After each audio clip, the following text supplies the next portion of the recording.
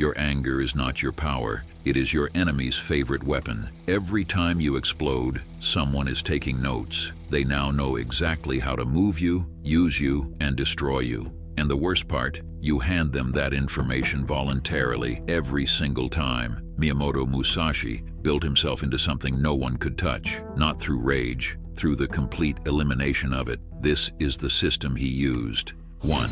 Your anger is a confession. The moment you react, you lose. Not the argument, not the room. You lose the one thing that actually matters in any conflict, the ability to think clearly while everyone else is bleeding out emotionally. Here's what anger actually is. Stripped of everything comfortable, it is a signal that reality did not obey you. Someone said something you did not want to hear. Something happened outside your script, and your brain, still wired like a cornered animal, fires the same response it would if your life was physically threatened. You call that strength. Every dangerous man who ever lived would call it a liability, because here is what that reaction broadcasts: what you value, what you fear losing, what words have the power to crack you open. You hand a stranger a complete map of your interior, in public, for free, in real time. Watch Gus Fring in Breaking Bad. The man runs a drug empire behind the face of a fast food manager, and not one person in his orbit can read him. When his enemy humiliates him, kills his partner in front of him, he stands there and takes it, completely still. Not because he is weak, because he is already calculating. He waits years, builds the infrastructure, removes the variables, and strikes only when the outcome is certain. His stillness is not patience, it is precision. And the men who mistook his silence for submission paid for that mistake with everything they had. Musashi saw this with complete clarity. He wrote that a warrior must keep a spirit that is not in the least clouded, not calm the way people mean when they tell you to breathe, structurally unreadable. A man whose interior does not shift based on what someone else chooses to say or do. Most men never get there. They confuse not reacting with accepting the disrespect, so they perform the outrage. They make sure the room knows they were not okay with that, and in doing so, they give the power away, gift-wrapped, to whoever provoked them. The man who does not react does not agree. He has simply decided you do not get to choose his internal state. That is not weakness. That is a level of control most people will spend their entire lives never touching. 2. The training nobody shows you. Here is what gets skipped in every video about emotional control. The quotes, the breathing, the journaling. None of it is the actual training. It is the theory. And theory without repetition under real pressure is just vocabulary you use to feel like you're making progress. Musashi wrote, "Step by step, walk the 1,000-mile road." Not poetry, precision. The road is walked one step at a time, and the steps are not comfortable, and there is no applause when you take them correctly. What he actually did to build this was brutal in its simplicity. He removed comfort, deliberately, systematically. No permanent home, no possessions worth clinging to, no reputation requiring defense, in real time. Because he understood the thing most men never examine. Provocation only works when it threatens something you are holding. Status, image, the story you tell about yourself in the mirror. When you grip those things tightly, anyone who touches them can move you. When you train yourself to hold them loosely, the grip breaks and nothing transfers. There is a man named Daniel, mid-30s, runs a small business, known in his circle for being slow to speak and impossible to rattle.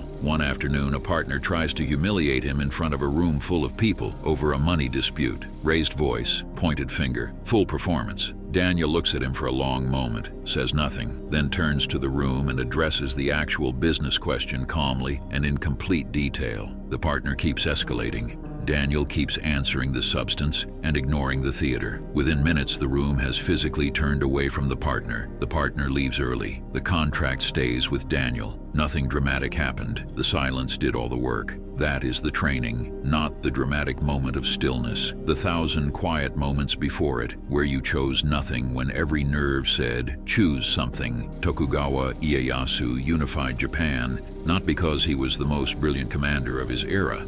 Oda Nobunaga was more brilliant, more feared, but Nobunaga made enemies through provocation and was eventually killed by his own general. Ieyasu absorbed losses that sent other warlords into retaliatory spirals, waited, and treated anger as a strategic cost he could not afford. One of them unified Japan, the other did not survive long enough to see it. Marcus Aurelius commanded the largest military force on earth and still wrote privately that the only thing within a man's control is his own mind. He kept writing it not because it came naturally, because the gap between understanding it and actually living it is the 1,000-mile road, and every step is walked alone. 3. What you become.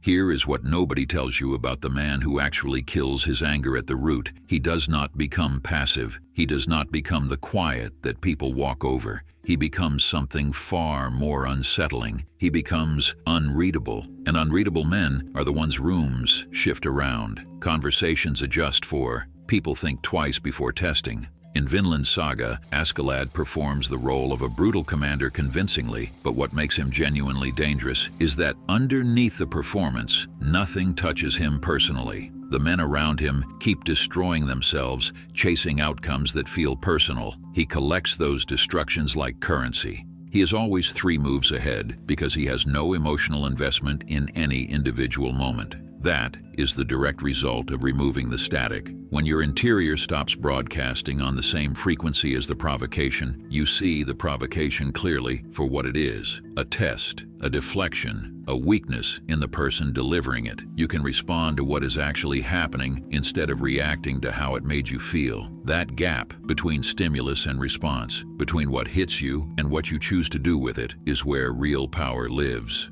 Musashi wrote, "When you attain the way of strategy, there will not be one thing you cannot see." This is not mysticism. It is the direct outcome of a clear mind, and a clear mind is only possible when you have removed the mechanism that other people use to cloud it. The men who built lasting power throughout history were not the loudest or the most volatile. They were the ones who could receive the worst information, the deepest disrespect, the most unfair outcome, and still act from intention rather than injury. That capacity is not given. It is built the same way Musashi said everything worth having is built, step by step, in the hours when no one is watching and there is no reward for getting it right, until the anger that used to own you becomes just another piece of information you choose to use or set down. Most men will never do this work. They will keep performing the outrage, keep handing strangers the map to their interior, keep losing fights that were decided the moment they reacted. The rage will feel like identity, and they will defend it like territory, never realizing it is the leash, not the weapon. But the man on the other side of it walks into every room as something other people cannot find a handle on. No buttons to push, no strings to pull, nothing to provoke, because nothing on the surface is connected to anything real underneath. And that is exactly what Musashi spent his entire life becoming. Thank you for watching. If you want the raw truth they don't want you to see before it's buried, deleted, or used against you, then stop scrolling, join my Patreon now, and see what the mainstream fears most. I'll see you soon.